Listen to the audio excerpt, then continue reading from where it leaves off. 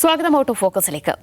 Israel Gaza സംഘർഷത്തിന് പിന്നാലെ അല്ലെങ്കിൽ ആ സംഘർഷം വ്യാപിക്കുമ്പോൾ തന്നെ പശ്ചിമേഷ്യൻ മേഖലയെ ആശങ്കയിലാഴ്ത്തിയിരിക്കുകയാണ് ഇസ്രായേലിന് നേരെയുണ്ടായ ഇറാന്റെ ആക്രമണം. കഴിഞ്ഞ ദിവസമാണ് ഇറാന്റെ വ്യോമാക്രമണം ഉണ്ടാകുന്നത്. അതിന് പിന്നാലെ മധ്യപൂർവ്വേഷ്യ ഒന്നുകൂടി കടുത്ത ഒരു യുദ്ധത്തെയാണ് മുഖാമുഖം കണ്ടത്. പക്ഷേ ഒരു താൽക്കാലിക ആശ്വാസം എന്നോണം കഴിഞ്ഞ ദിവസം ഇസ്രായേൽ യുദ്ധകാര്യ മന്ത്രിസഭ ചേരുകയും ഇപ്പോൾ അതായത് നിലവിലെ സാഹചര്യത്തിൽ ഒരു പ്രത്യാക്രമണം ഇറാന് നേരെ വേണ്ടതില്ല എന്നൊരു തീരുമാനം ഇസ്രായേൽ സ്വീകരിക്കുകയും ചെയ്തിരിക്കുകയാണ്. അതോടൊപ്പം തന്നെ ഇറാൻ പ്രസിഡന്റും അറിയിച്ചിരിക്കുന്നത് ഇസ്രായേലിന് നേരെയുണ്ടായ ആക്രമണം അത് അവസാനിപ്പിക്കുകയാണെന്ന് ഇറാനും അറിയിക്കുന്നു. എന്തായാലും ലോക രാജ്യങ്ങൾ ഒന്നാകെ നടത്തിയ ശ്രമങ്ങളുടെ സമ്മർദ്ദങ്ങളുടെ ഭാഗമായിട്ടാണ് നിലവിൽ ഒരു താൽക്കാലിക ആശ്വാസം ഉണ്ടായിരിക്കുന്നത്. പക്ഷേ ഇസ്രായേൽ ഒന്നുകൂടി വ്യക്തമാക്കുന്നുണ്ട് ഇപ്പോൾ ആക്രമണം ഉണ്ടാകില്ല എന്നാണ്. പക്ഷേ തക്കതായ സമയത്ത് ഒരു കൃത്യമായൊരു സമയമുണ്ടായാൽ തിരിച്ചടിയുണ്ടാകും, പ്രത്യാഘാതം വലുതായിരിക്കും എന്നാണ് ഇസ്രായേലിന്റെ മറുപടി.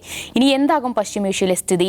ഒന്നുകൂടി യുദ്ധം വ്യാപിക്കുകയാണോ അതോ നിലവിൽ ഈ സംഘർഷത്തിന് ഒരു അവസാനം ഉണ്ടാകുമോ, ഒരു താൽക്കാലിക ആശ്വാസം ഉണ്ടാകുമോ എന്നാണ് നമ്മൾ പരിശോധിക്കുന്നത്. ദൗസറിന് എന്ത് തോന്നുന്നു? ഒരു ഇസ്രായേലിന്റെ ഒരു ആക്രമണം ഇറാൻ പ്രതീക്ഷിക്കണോ അതൊരു കടുത്ത രീതിയിൽ തന്നെ ആയിരിക്കുമോ? അല്ല, മിഡിൽ ഈസ്റ്റിന്റെ കാര്യത്തിൽ നമുക്കങ്ങനെ പ്രഡിക്റ്റ് ചെയ്യാൻ പറ്റുന്ന ഒരു സംഗതിയല്ല. അതിനാൽ ലോകത്തെ ഏറ്റവും പ്രധാനപ്പെട്ട ഒരു കോൺഫ്ലിക്റ്റ് തിയേറ്ററാണത്. നമ്മൾ നോക്കൂ, നമ്മളുടെ ഓർമ്മയിൽ തന്നെ എത്ര കാലം എന്തെല്ലാം സംഘർഷങ്ങൾ ഉണ്ടായിട്ടുള്ള ഒരു സ്ഥലമാണ്. അപ്പോൾ അതുകൊണ്ട് ഇന്നതേ സംഭവിക്കുകയുള്ളൂ, ഇങ്ങനെ പോകുകയുള്ളൂ എന്ന് പറയാൻ പറ്റില്ല. പിന്നെ ഈ പറയുന്ന മിഡിൽ ഈസ്റ്റിലെ പ്രശ്നങ്ങളുടെയൊക്കെ അടിസ്ഥാന ഹേതുവായിട്ട് കിടക്കുന്ന പ്രശ്നം എന്താണ്? പാലസ്റ്റൈൻ ക്വസ്റ്റ്യൻ ആണ്. അപ്പോൾ പലസ്റ്റൈൻ ക്വസ്റ്റ്യൻ പരിഹരിക്കപ്പെടാത്ത കാലത്തോളം മിഡിൽ ഈസ്റ്റിൽ സംഘർഷങ്ങൾ ഉണ്ടായിക്കൊണ്ടേയിരിക്കും. അത് ചിലപ്പോൾ അത് ഫലസ്തീനായിരിക്കാം, ചിലപ്പോൾ ഇറാനായിരിക്കാം, ചിലപ്പോൾ ഇറാഖായിരിക്കാം, മറ്റു വല്ലതുമായിരിക്കാം. ഇതിൻ്റെ ക്രക്സ് ആൻഡ് കോർ ആയി നിൽക്കുന്നത് ഫലസ്തീൻ ആണ് എന്ന് പറഞ്ഞാൽ 1948 മുതൽ ആ ജനത അവരുടെ സ്വാതന്ത്ര്യത്തിനും സ്വയം നിർണയാവകാശത്തിനും വേണ്ടി പോരാടിക്കൊണ്ടിരിക്കുകയാണ്. അവരുടെ ശബ്ദം കേൾക്കുവാനോ അവരുടെ സ്വയം നിർണയാവകാശം അംഗീകരിച്ചു കൊടുക്കുവാനോ അന്താരാഷ്ട്ര സമൂഹത്തിന് സാധിച്ചിട്ടില്ല. അവർ ഇസ്രായേലിൻ്റെ ഈ പറയുന്ന വളരെ സിസ്റ്റമാറ്റിക് ആയിട്ടുള്ള ആക്രമണത്തിന് വിധേയമായിക്കൊണ്ടിരിക്കുകയാണ്. അപ്പോൾ അതുകൊണ്ട് ഞങ്ങൾക്ക് നീതി ലഭിച്ചിട്ടില്ല. നീതി ലഭിക്കും വരെ ഞങ്ങൾ പോരാടിക്കൊണ്ടിരിക്കും. ഞങ്ങൾക്ക് സമാധാനം ഇല്ലാത്ത കാലത്തോളം നിങ്ങൾക്കും സമാധാനം ഉണ്ടാവുകയില്ല. ഞങ്ങൾ സ്വസ്ഥമായി ഉറങ്ങാത്ത കാലത്തോളം നിങ്ങളും സ്വസ്ഥമായി ഉറങ്ങില്ല. ഇതാണ് പലസ്തീനികളുടെ പൊസിഷൻ. അത് വളരെ സിമ്പിളായിട്ടുള്ളൊരു പൊസിഷനാണ്, അതിലൊരു സങ്കീർണതയില്ല. അപ്പോൾ ഈ പറയുന്ന മിഡിൽ ഈസ്റ്റിൽ നമ്മൾ ഇറാൻ മിസൈൽ വിട്ടോ അല്ലെ വേറെ ആരെങ്കിലും എന്ത് ചെയ്തോ അങ്ങനെ ഇതിൻ്റെ ഒരു ഡീറ്റെയിൽസിലേക്ക് പോകേണ്ട കാര്യമില്ല. ഈ ഇഷ്യൂവിൻ്റെ ക്രക്സ് ആൻഡ് കോറായിട്ട് നിൽക്കുന്ന ഇതാണ്.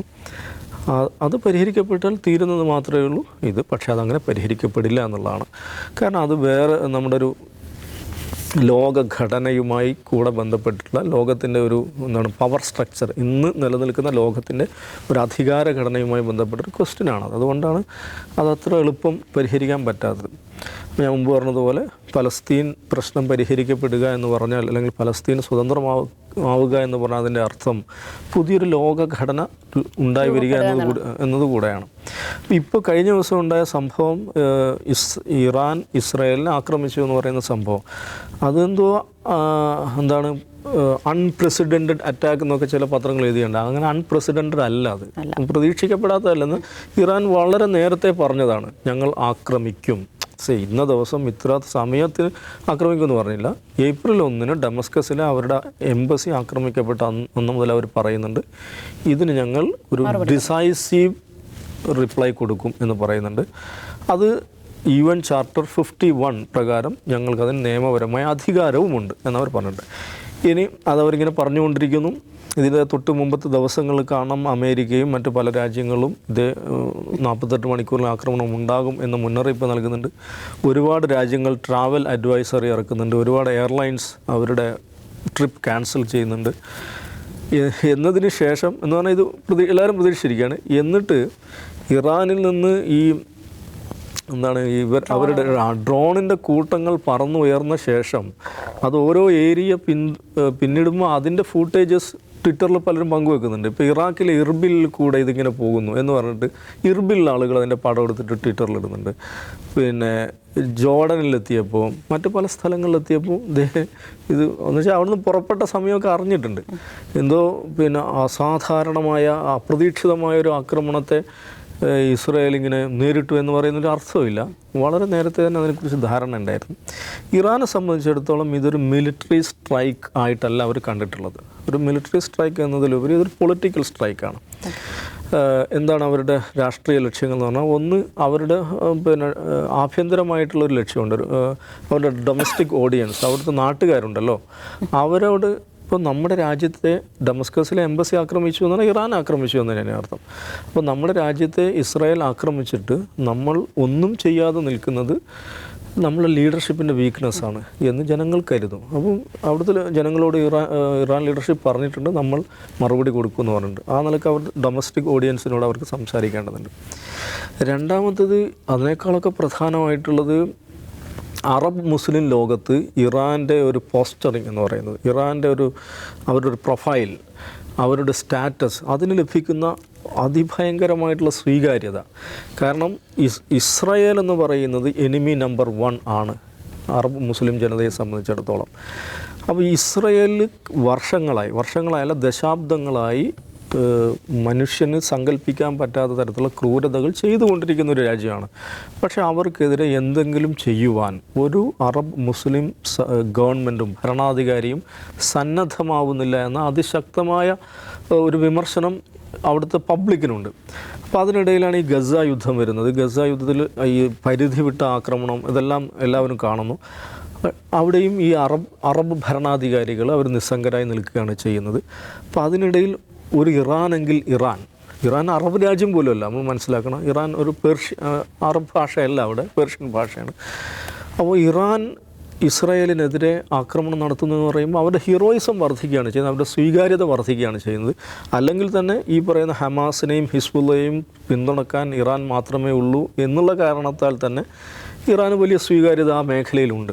അപ്പോൾ ആ സ്വീകാര്യത കൂടുതൽ വർദ്ധിക്കും, അവരുടെ ഒരു സോഫ്റ്റ് പവർ അത് വർദ്ധിക്കും എന്നവർ കണക്ക് കൂട്ടുന്നുണ്ട്.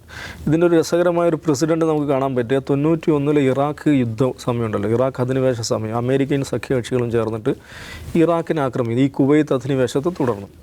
അപ്പോൾ അന്ന് ഭയങ്കരമായ പ്രതിഷേധം ഈ അറബ് ബഹുജനങ്ങൾക്കിടയിലുണ്ടായിരുന്നു. എന്താണെന്ന് വെച്ചിട്ടുണ്ടെങ്കിൽ അമേരിക്കക്ക് സൈനിക താവളം തുറന്നു കൊടുത്തു.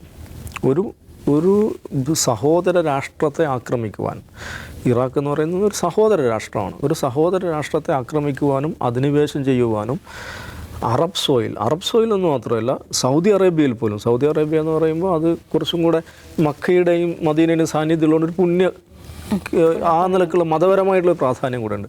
അപ്പോൾ ആ ഒരു പ്രദേശം അമേരിക്കക്ക് സൈനിക താവളങ്ങൾ ഇടാൻ തുറന്നു കൊടുത്തു എന്നതിൻ്റെ പേരിൽ അതിഭയങ്കരമായ പ്രതിഷേധം ബഹുജനങ്ങൾക്കിടയിലുണ്ടായിരുന്നു. ആ സന്ദർഭത്തിലാണ് നോക്കണം, അൽ ഖായ്ദ രൂപപ്പെടുന്നതിൻ്റെ ഒരു കോണ്ടെക്സ്റ്റ് അത് തന്നെയാണ്. ഇപ്പോൾ അൽ ഖായ്ദയുടെ സ്ഥാപകനായുള്ള ഉസാമ ബിൻ ലാദൻ എന്ന് പറയുന്നത് സൗദി അറേബ്യയിലെ ഏറ്റവും ധനാഢ്യനായിട്ടുള്ള അവിടുത്തെ ഏറ്റവും പ്രധാനപ്പെട്ട ഒരു ബിൽഡർ ഒക്കെ ആയിട്ടുള്ള ഒരാളായിരുന്നു. നമ്മുടെ നാട്ടിൽ അംബാനിക്കൊക്കെ എന്താണോ റോൾ, അഡാനിക്കൊക്കെ എന്ത് റോളാണുള്ളത് ആ റോളുള്ള ഒരു ഫാമിലിയാണ് ലാദൻ ഫാമിലി. അതിൽ പ്രധാനപ്പെട്ട ആളായിരുന്നു ഉസാമ ബിൻ ലാദൻ. അദ്ദേഹം സൗദിയുമായിട്ട് തെറ്റുന്നത് എങ്ങനെയാണ്? ഇവർക്ക് ബേസ് ഇട്ട് കൊടുത്തപ്പോഴാണ്, അമേരിക്കക്ക് പട്ടാള ക്യാമ്പുകൾ തുടങ്ങാൻ അനുവാദം കൊടുത്തപ്പോഴാണ്. അപ്പോൾ അത്രയ്ക്ക് അത് അറബ് ജനതയിൽ വലിയ പ്രതിഷേധം ഉണ്ടാക്കിയ ഒരു സന്ദർഭമാണ്. അപ്പോൾ ആ സമയത്ത് സദാം ഹുസൈൻ, ഇതാണ് എൻ്റെ പോയിന്റ്, സദാം ഹുസൈൻ ചെയ്തൊരു പണിയുണ്ട്. അപ്പം ഇറാഖിനെതിരായിട്ടുള്ള അമേരിക്കൻ സഖ്യകക്ഷികളുടെ ആക്രമണത്തിൽ ഇസ്രായേൽ പങ്കാളിയേ ആയിരുന്നില്ല. പക്ഷേ സദ്ദാം എന്താണ് ചെയ്തറിയോ? സദ്ദാം അയാളുടെ കയ്യിലുള്ള സ്കഡ് മിസൈൽസ് ഉണ്ട്. ഈ സ്കഡ് മിസൈൽസ് അയാൾ ആദ്യമായിട്ട് വിക്ഷേപിക്കുന്നത് ടെലവീവിലേക്കാണ്, ഇസ്രായേലിലേക്കാണ്. 40ഓളം മിസൈലുകൾ വിക്ഷേപിക്കുകയും വലിയ നാശനഷ്ടങ്ങൾ ഉണ്ടാക്കുകയും ചെയ്തു. അന്നത് വലിയ വാർത്തയായിരുന്നു. ഇസ്രായേലിൻ്റെ കയ്യിലുള്ള ഈ പാട്രിയോട്ട് എന്ന് പറയുന്ന അമേരിക്ക കൊടുത്തിട്ടുള്ള ഒരു എയർ ഡിഫൻസ് സിസ്റ്റം ഉപയോഗിച്ചിട്ടാണ് അവരതിനെ തടയാൻ ശ്രമിച്ചത്. അപ്പോൾ എന്തിനാണ് സദ്ദാം ഹുസൈൻ ഈ യുദ്ധത്തിൽ പങ്കാളിയല്ലാത്ത ഇസ്രായേലിലേക്ക് സ്കഡ് മിസൈൽ വിട്ടതെന്ന് ചോദിച്ചാൽ, ഇസ്രായേലിനെ പ്രകോപിപ്പിക്കുക, എന്നിട്ട് ഇസ്രായേലിനെ ഈ യുദ്ധത്തിൻ്റെ ഭാഗമാക്കുക. അങ്ങനെ ഭാഗമാക്കി കഴിഞ്ഞാൽ അറബ് ലോകത്തത് വലിയ പ്രശ്നമാവും എന്ന് സദ്ദാമിനറിയാം. എന്നിട്ട് ഇയാൾ നിരന്തരം ഈ ഇസ്രായേലിലേക്ക് സ്കഡ് മിസൈൽ വിടും. അപ്പോൾ അമേരിക്ക ഇസ്രായേലിന് പറയും, നിങ്ങൾ ഇറങ്ങരുത്, നിങ്ങൾ വണ്ടി പോകരുതെന്ന് പറയും. അങ്ങനെ സംഭവം ഉണ്ടായിട്ടുണ്ട്. അപ്പോൾ എന്താണ് അതിൻ്റെ ഒരു സൈക്കോളജി എന്താണ്? ഇസ്രായേൽ ഏതെങ്കിലും ഒരു മുസ്ലിം രാഷ്ട്രത്തെ ആക്രമിക്കുകയാണെങ്കിൽ, അല്ലെങ്കിൽ ഒരു അറബ് രാജ്യത്തെ ആക്രമിക്കുകയാണെങ്കിൽ അത് അറബ് ലോകത്ത് വലിയ പ്രശ്നം ഉണ്ടാക്കും. അതുകൊണ്ട് അപ്പോൾ ആ നിലക്ക് ഒരു ഇറാൻ എന്ന് പറയുന്ന ഒരു രാജ്യം ഇപ്പം ഈ പ്രത്യേകിച്ച് ഈ ഗസ ജിനോസൈഡിൻ്റെ പശ്ചാത്തലത്തിൽ ഇസ്രായേലിലേക്ക് ഒരു പടക്കമാണെങ്കിൽ പടക്കം അത് വിടുന്നത് അവരുടെ സ്വീകാര്യത വർദ്ധിപ്പിക്കും. ആ നിലക്കും ഇറാനെ സംബന്ധിച്ചിടത്തോളം ഇത് വളരെ പ്രധാനപ്പെട്ട ഒരു സ്റ്റെപ്പാണ്. മൂന്നാമത്തേത് ഈ ഇസ്രായേലിൻ്റെ ടെറിട്ടറിയിൽ കയറി, അല്ലെങ്കിൽ അവരുടെ വ്യോമപരിധിയിൽ കയറി അവരെ ആക്രമിക്കുക എന്ന് പറയുന്ന ഒരു പരിപാടി ഒരു രാജ്യവും എന്താണ് എനിക്ക് തോന്നുന്നു 6 ഡേ വാറിന് ശേഷം ഒരു രാജ്യവും നടത്തിയിട്ടില്ല. ഈ പറയുന്ന ഹമാസ്, ഹിസ്ബുള്ള പോലെയുള്ള സംഘടനകളല്ലാതെ അവരൊക്കെ നോൺ സ്റ്റേറ്റ് പ്ലെയേഴ്സാണ്. ഒരു രാജ്യം എന്നുള്ള നിലക്ക് ആദ്യമായിട്ട് ഇറാൻ അങ്ങനെ ചെയ്യുകയാണ്. അതും അവർക്ക് ലഭിക്കുന്ന സ്വീകാര്യത, അല്ലെങ്കിൽ അവരുടെ ഒരു ഇമേജ് ബിൽഡപ്പ് എന്ന് പറയുന്ന ഒരു എക്സസൈസാണ്. ആ നിലക്ക് മാത്രമേ അതിനെ കാണേണ്ടുള്ളൂ. മിലിറ്ററി ടാർഗറ്റുകൾ എന്തെങ്കിലും അച്ചീവ് ചെയ്തിട്ടെന്ന് വെച്ചാൽ അങ്ങനെയില്ല. ഇസ്രായേൽ പറയുന്നത് അവരയച്ചിട്ടുള്ള പ്രൊജക്ടൈൽസ്, ഡ്രോൺസ്, ബാലിസ്റ്റിക് മിസൈൽസ് ഇതെല്ലാം 99% ഞങ്ങൾ തകർത്തു എന്നാണ്. ഇന്ന് ഒരു ഇസ്രായേലി പത്രത്തിൽ പറയുന്നുണ്ട് അതിൽ 12% തകർത്തത് ജോർഡനാണ് എന്നാണ്. ജോർഡൻ അവരുടെ എയർ ഡിഫൻസ് ഉപയോഗിച്ച് തകർത്തിട്ടുണ്ട് ഈ ചെറിയ ഈ എന്താണ് സൂയിസൈഡ് ഡ്രോൺസ്. ജോർഡൻ അത് ചെയ്യുന്നതിന് അവരുടേതായ ലോജിക്കുകളുണ്ട്. പക്ഷേ ജോർഡനിൽ അതിനെതിരെ ഭയങ്കരമായ പ്രതിഷേധം വേറെ നടക്കുന്നുണ്ട്. എനിവേ ആ നിലക്ക് ഇറാൻ പറഞ്ഞു ഇത്രയേ ഉള്ളൂ, ഞങ്ങൾ സംബന്ധിച്ചുള്ള ഇത്രയേ കഴിഞ്ഞു, ഇനി വേറെ പരിപാടിയൊന്നും ഇല്ല എന്ന് പറഞ്ഞിട്ടുണ്ട്. ഇസ്രായേലിൻ്റെ പ്രതികരണം, ഇസ്രായേലിനോട് അമേരിക്ക പറഞ്ഞു നിങ്ങൾ അങ്ങോട്ട് അടിക്കരുത്, അവരിങ്ങോട്ട് അടിക്കുമ്പോൾ ഞങ്ങൾ നിങ്ങളെ സഹായിച്ചോളാം എന്ന് പറഞ്ഞു, ഡിഫെൻഡ് ചെയ്യാൻ സഹായിക്കാം, അങ്ങോട്ട് പോയി അടിക്കരുത് എന്ന് പറഞ്ഞിട്ടുണ്ട്. അങ്ങോട്ട് പോയി അടിക്കരുത് അമേരിക്ക പറയുന്നതിൻ്റെ കാരണം ഇത് തന്നെയാണ്. ഈ ഇസ്രായേൽ ഇറാനെ പോയി അങ്ങോട്ട് അടിച്ചാൽ അത് ഇറാന് ഗുണമാവുകയേ ഉള്ളൂ, രാഷ്ട്രീയമായി ഇറാൻ അത് ഗുണമാവുകയേ ഉള്ളൂ എന്ന് അമേരിക്കക്ക് നന്നായി അറിയാം. അപ്പോൾ അതുകൊണ്ട് ഇന്ന് ഇസ്രായേലി പത്രം ടൈംസ് ഓഫ് ഇസ്രായേലിൽ ഇപ്പോൾ വന്നൊരു വാർത്ത എന്താണെന്ന് വെച്ചാൽ, ദിവ്യ നേരത്തെ സൂചിപ്പിച്ച ഇന്നലത്തെ അവരുടെ വാർ ക്യാബിനറ്റ് യോഗം ചേർന്നു. ആ യോഗം 3 മണിക്കൂർ നീണ്ടു നിന്നിട്ടുണ്ട്. അത് മനസ്സിലാക്കണം. അവരെന്താണ് തിരിച്ചടിക്കണം, ഒരു വിഭാഗം തിരിച്ചടിക്കണം എന്ന് പറയുന്നു, തിരിച്ചടിക്കേണ്ട എന്ന് പറയുന്നവരുണ്ട്. പക്ഷേ തിരിച്ചടിക്കണം എന്ന് പറയുന്നവർക്കിടയിൽ പോലും എപ്പോഴാണ്, എങ്ങനെയാണ് എന്ന കാര്യത്തിൽ അഭിപ്രായ വ്യത്യാസമുണ്ട്. ഇത് ഇസ്രായേലി മാധ്യമങ്ങൾ തന്നെയാണ് പറയുന്നത്. ഇന്ന് വീണ്ടും ആ വാർ ക്യാബിനറ്റ് യോഗം ചേരുന്നുണ്ടെന്നാണ് അവർ പറയുന്നത്. അവർ കൺഫ്യൂസ്ഡാണ്. ഇസ്രായേലി പൊളിറ്റിക്കൽ ലീഡർഷിപ്പും കൺഫ്യൂസ്ഡാണ്, ഇസ്രായേലി സൊസൈറ്റിയും കൺഫ്യൂസ്ഡാണ്. അപ്പോൾ അങ്ങനത്തെ ഒരു നിലയിലേക്ക് മുമ്പ് ഇസ്രായേൽ അങ്ങനെ ആയിരുന്നില്ല. അവർ ആരാക്രമിച്ചാലും അതിൻ്റെ 10 മടങ്ങ് ഇരട്ടിയിൽ മിനിറ്റിന് തിരിച്ചടിക്കുന്ന ആളുകളാണ്. ആ ഒരു സിറ്റുവേഷനിലേക്ക് ഇസ്രായേൽ വന്നു എന്നുള്ളതാണ്. എനിവേ ഒരു ലാർജർ കോണ്ടെക്സ്റ്റിൽ നോക്കുമ്പോൾ ഇറാനെ സംബന്ധിച്ചിടത്തോളം ഞങ്ങൾ എംബസി ആക്രമിച്ചതിന് ഞങ്ങൾ അവരുടെ സ്പേസിൽ പോയി അവരെ ഇടിച്ചിരിക്കുന്നു എന്ന് പറയാൻ പറ്റും. പക്ഷേ ഇത് എത്ര കാലം നീണ്ടു നിൽക്കും നമുക്ക് പറയാൻ പറ്റില്ല. കാരണം ഈ അതിസങ്കീർണമായിട്ടുള്ള ഈ ഒരു കുറഞ്ഞ സമയത്ത് പറഞ്ഞു തീർക്കാൻ പറ്റാത്ത വിധം സങ്കീർണമായിട്ടുള്ളൊരു തിയേറ്ററാണ് ഈ മിഡിൽ ഈസ്റ്റ് പൊളിറ്റിക്കൽ തിയേറ്റർ എന്ന് പറയുന്നത്. നമുക്ക് ഫിംഗർ ക്രോസ്ഡ്. അതെ, യെസ് നിഷാദ്, ഇപ്പോൾ പ്രത്യക്ഷമായി ഇറാനും കൂടി യുദ്ധമുഖത്തേക്ക് വന്നിരിക്കുകയാണ്. ഇപ്പോൾ ഇനി അങ്ങോട്ട് ആക്രമണം ഉണ്ടാകില്ല, അവസാനിച്ചെന്നൊക്കെ പറയുന്നുണ്ടെങ്കിലും ഇറാൻ കൂടി വരുന്നതോടെ ഈ പശ്ചിമേഷ്യൻ സംഘർഷങ്ങളുടെ ഒരു ചിത്രം എങ്ങനെയാണ് മാറിയത്? ചിത്രം മാറണമെങ്കിൽ ഇപ്പോൾ ഇന്നലെ ഉണ്ടായ സംഭവത്തിന് എന്തെങ്കിലും തരത്തിലുള്ള ഒരു റിട്ടാലിയേഷൻ ഉണ്ടാവുകയോ അല്ലെങ്കിൽ ഇറാൻ ഒരു യുദ്ധത്തിന് തീരുമാനിക്കുകയോ വേണം. നേരത്തെ ദാവൂദ് പറഞ്ഞ പോലെ ഇറാൻ ഒരു യുദ്ധം ഇനീഷ്യേറ്റ് ചെയ്യല്ല ഉണ്ടായിട്ടുള്ളത്, മറിച്ച് ഒരു പരമാധികാര രാജ്യം എന്ന നിലയ്ക്ക് അവർക്ക് നേരെ ഇസ്രായേൽ നടത്തിക്കൊണ്ടിരിക്കുന്ന ആക്രമണങ്ങൾ, ഇപ്പോൾ നമ്മൾ അവരുടെ പ്രധാനപ്പെട്ട ജനറൽമാരെ കൊല്ലുന്നു, അവരുടെ സയൻറ്റിസ്റ്റുകളെ കൊല്ലുന്നു, ഏറ്റവും അവസാനം അവരുടെ ഒരു കോൺസുലേറ്റ് ആക്രമിക്കുന്നു. കോൺസുലേറ്റ് ആക്രമിക്കുക എന്ന് പറഞ്ഞാൽ രാജ്യം ആക്രമിക്കുന്നതിന് തുല്യമാണ്. അപ്പോൾ അതിനുള്ള നിശ്ചിതവും വ്യവസ്ഥാപിതവുമായ മറുപടി ഞങ്ങൾ പറയുകയാണ് എന്നാണ്. ഇത് ഞങ്ങളൊരു വാർ ഫ്രണ്ട് ഓപ്പൺ ചെയ്യുന്നതല്ല അവരതിനെ വിശദീകരിക്കുന്നത്, മറിച്ച് ഞങ്ങളുടെ പരമാധികാരത്തിന് മേലെ നിങ്ങളൊരു കടന്നുകയറ്റം നടത്തി ഞങ്ങൾ അതിനോട് നിശ്ചിതമായിട്ടുള്ള പരിമിതമായിട്ടുള്ള ഒരു മറുപടി തിരിച്ചു നൽകി. മറിച്ച് ഞങ്ങൾ നിങ്ങളെ ആക്രമിക്കുന്നു എന്നല്ല, എന്ന് മാത്രമല്ല ഞങ്ങൾ നിങ്ങളുടെ എക്കണോമിക് സോണുകൾ ആക്രമിക്കുന്നില്ല, നിങ്ങളുടെ സിവിലിയൻ കേന്ദ്രങ്ങൾ ആക്രമിക്കുന്നില്ല എന്നൊക്കെ അവർ വ്യക്തമായി പറഞ്ഞിട്ടാണ് ഇത് ചെയ്തിട്ടുള്ളത്. എന്ന് വെച്ചാൽ ഞങ്ങളൊരു മറുപടി പൂർത്തിയായി, ജസ്റ്റ് ഓക്കെ. അതിനപ്പുറത്തേക്ക് ഇറാൻ ഒരു യുദ്ധം തുടങ്ങുന്നില്ല.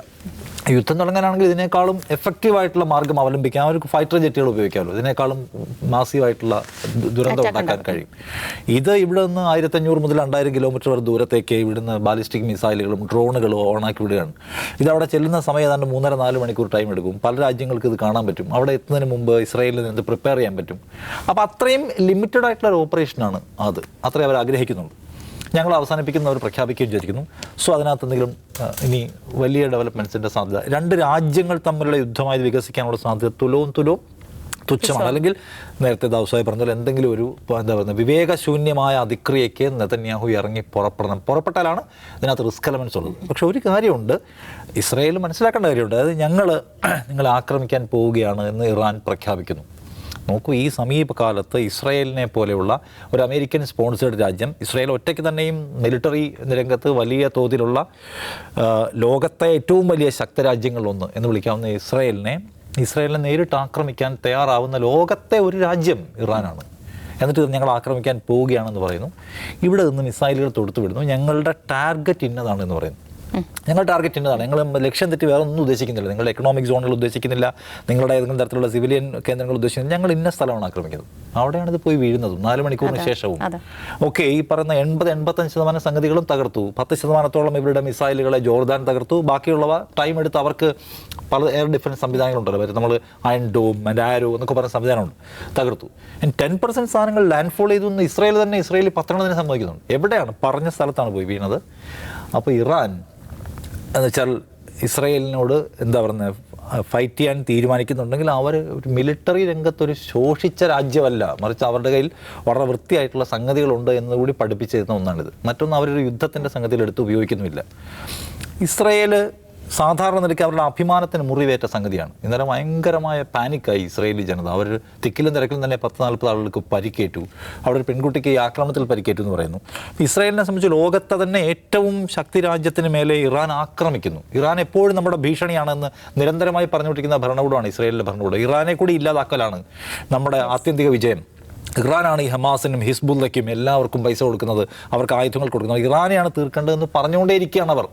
ഒരു ചാൻസ് കിട്ടിയാൽ ഇറാനെ അടിക്കണമെന്ന് പറഞ്ഞുകൊണ്ടിരിക്കുന്നവർ, ഇറാനെ നിരന്തരമായി ഇറാൻ്റെ ജനറൽമാരെയും സയൻറ്റിസ്റ്റുകളെയും കോൺസുലേറ്റും ആക്രമിക്കുന്നവർ.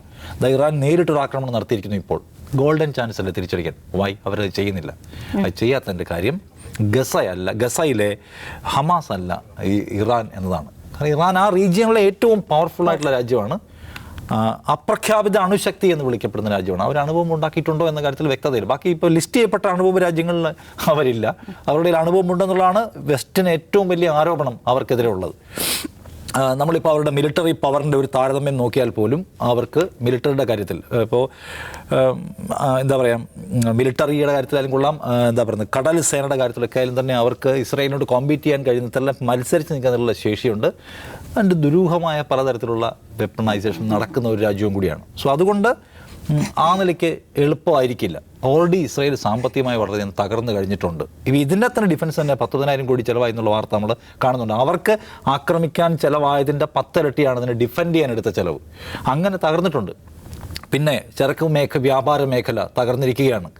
ലോകത്തുള്ള ആളുകൾ ഇസ്രായേലിലേക്ക് പോകാൻ ഭയപ്പെടുകയാണ്. ലോകത്തുള്ള പ്രധാനപ്പെട്ട രാജ്യങ്ങളെല്ലാം ഇസ്രായേലിലേക്ക് പോകരുന്നുള്ള അഡ്വൈസറി കൊടുക്കുകയാണ്. ലോകത്തെ ഏറ്റവും സുരക്ഷിതമായ രാജ്യത്വം എന്ന് ഞങ്ങൾ അവകാശപ്പെടുന്നു, പക്ഷെ അവിടേക്ക് പോകരുത് എന്ന് മറ്റ് രാജ്യങ്ങൾ പൗരന്മാരോട് അഭ്യർത്ഥിക്കുകയാണ്.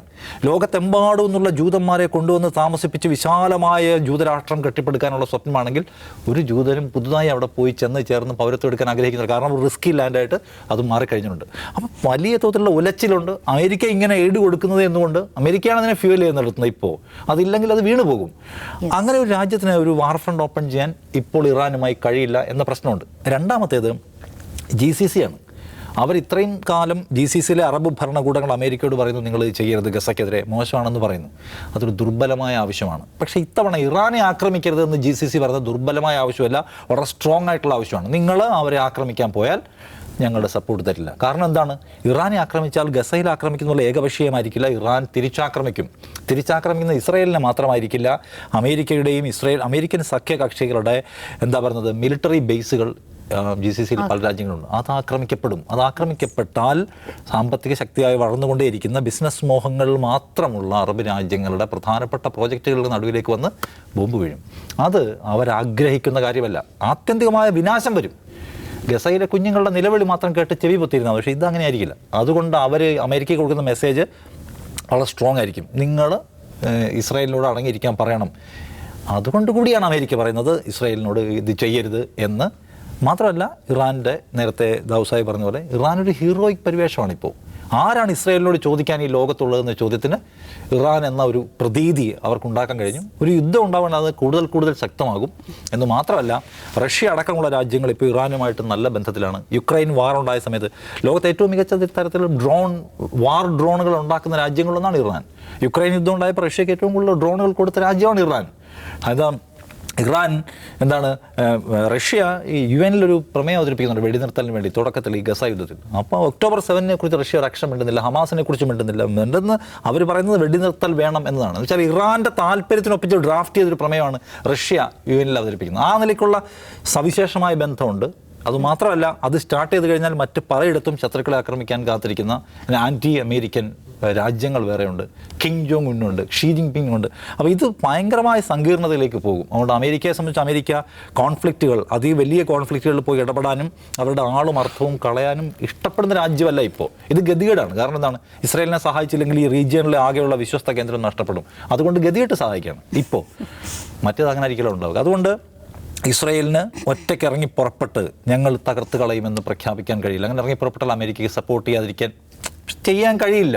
അതറിയാവുന്നതുകൊണ്ടാണ് അവിടുത്തെ വിവേകം ശൂന്യരായിട്ടുള്ള നേതാക്കൾ ഇപ്പോൾ മൗനം പാലിക്കുന്നത്, അത്ഭുതകരമായ മൗനം പാലിക്കുന്നത്. കാരണം അവർക്കറിയാം ഇതുണ്ടാക്കാൻ പോകുന്ന ഡാമേജ് വലുതായിരിക്കുമെന്ന്. അത് നന്നായി അറിയാം എന്നതുകൊണ്ടാണ് നമ്മൾ ഇത്രയും ദിവസമായിട്ട് ഇറാൻ ഇടപെടാത്ത ഇറാൻ ഇപ്പോൾ വളരെ കോൺഫിഡൻസോടുകൂടി എന്തിനാണ് ഇസ്രായേലിനെ ആക്രമിക്കുന്നത്? തിരിച്ചടിക്കാൻ അവർ മെനക്കെടില്ല. സിറ്റുവേഷൻ നമുക്ക് അനുകൂലമാണെന്ന് ഇറാൻ അറിയാവുന്നതുകൊണ്ട് അവരത് ചെയ്യുന്നത്. സോ ഇതിനകത്ത് നിലവിലൊരു ഡെവലപ്മെൻറ്റ്സിൻ്റെ സാധ്യത നമ്മൾ കാണുന്നില്ല. ഇസ്രായേലിന് കാത്തിരിക്കേണ്ടി വരും. യെസ്, എന്തായാലും ഇറാൻ ഇസ്രായേൽ കോൺഫ്ലിക്റ്റ് തൽക്കാലത്തേക്കായി ഇവിടെ അവസാനിച്ചു എന്ന് വേണമെങ്കിൽ പറയാം. പക്ഷേ നെതന്യാഹു അറിയിക്കുന്നത് ആക്രമണം ഉണ്ടാകും, അത് ഇപ്പോഴുണ്ടാകില്ലെങ്കിലും കൃത്യമായ ഒരു സമയത്ത് ആക്രമണം ഉണ്ടാകുമെന്ന് പറയുന്നു. അതുവരെ എന്തായാലും സ്ഥിതി ശാന്തമായി തുടരുമെന്ന് പ്രതീക്ഷിക്കാം.